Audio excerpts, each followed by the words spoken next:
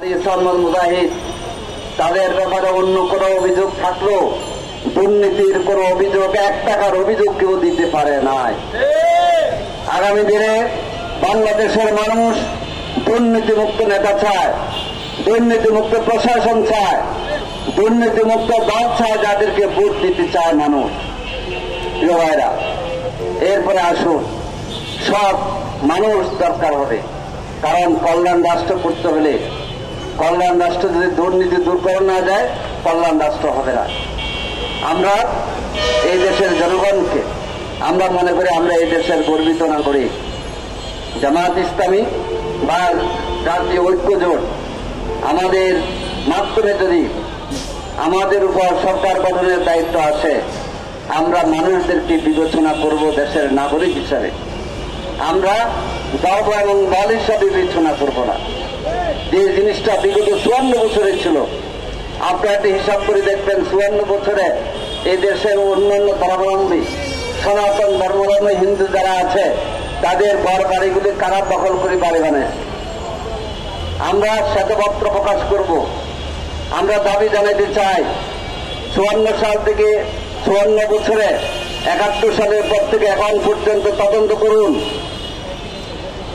অন্যান্য ধর্মের মানুষের সম্পদ কারা লুটে পুটে খায়। ইনশাআল্লাহ আমরা এই শ্বেতপত্র প্রকাশ করার মধ্য দিয়ে প্রমাণ সাপেক্ষে যাদের সম্পদ তাদের কাছে ফিরিয়ে দিব ইনশাআল্লাহ। সংগ্রামী ভাই ও বন্ধুগণ, এই জন্য আসুন যে আমরা জনগণের অধিকার এবং জনগণের সম্মান আমরা নিশ্চিত করব এবং এর মাধ্যমে আমরা এই দেশকে একটি কল্যাণ রাষ্ট্রে পরিণত করার জন্য আমরা চেষ্টা করব ইনশাআল্লাহ। আপনাদের সকলের সহযোগিতা কামনা করি। এই জন্যে সামনে জাতীয় নির্বাচন, নানা ধরনের ষড়যন্ত্র চক্রার চৌকি মারছে। আপনারা দেখেছেন জুলাই গণ অভ্যুত্থানের যারা ছাত্রজনদের গুলি করে হত্যা করেছিল তাদের বিচার এখান থেকে কিছু দূরে চলছে। আন্তর্জাতিক মানবাধিকার যে ট্রাইব্যুনাল সেখানে, এবং বিচারের রায় সামনে হওয়ার সম্ভাবনা আছে না নাই? এবং যারা খুন করেছে তাদেরও বিচারের প্রক্রিয়া অব্যাহত আছে। আমরা কি ইলিয়াস আলীর গুমের বিচার পেয়েছি? ইলিয়াস আলীর কোন সন্ধান আমরা পেয়েছি?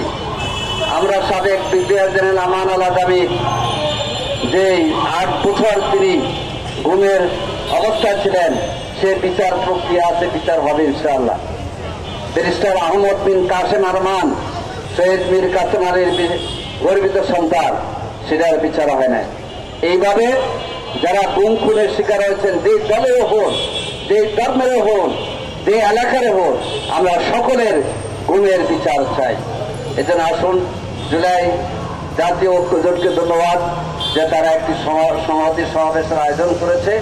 আসুন, অন্তর্বর্তী সরকারকে আমরা আবারও বলতে চাই, জুলাই জাতীয় সনদের আদেশ জারি করুন, গণভোটের আয়োজন করুন, ফেব্রুয়ারি মাসে নির্বাচনের জন্য লেভেল প্লেইং ফিল্ড তৈরি করুন, প্রশাসনের নিরপেক্ষতা নিশ্চিত করুন এবং প্রশাসন যাতে করে কোনো দলের দিকে ঝুঁকে পড়তে না পারে এটা নিশ্চিত করার দায়িত্ব হচ্ছে আমাদের বাড়িগুলোর সরকারের। যারা উপদেষ্টা পরিষদে আছেন তারা যেন নিরপেক্ষতার সাথে দায়িত্ব পালন করে সামনে নির্বাচনকে সর্বজনীন করার ক্ষেত্রে ভূমিকা রাখতে পারে, আমরা সেই দাবি জানাচ্ছি। সকলকে ধন্যবাদ এবং জাতীয় ঐক্য জোটকে ধন্যবাদ যে তারা সুন্দর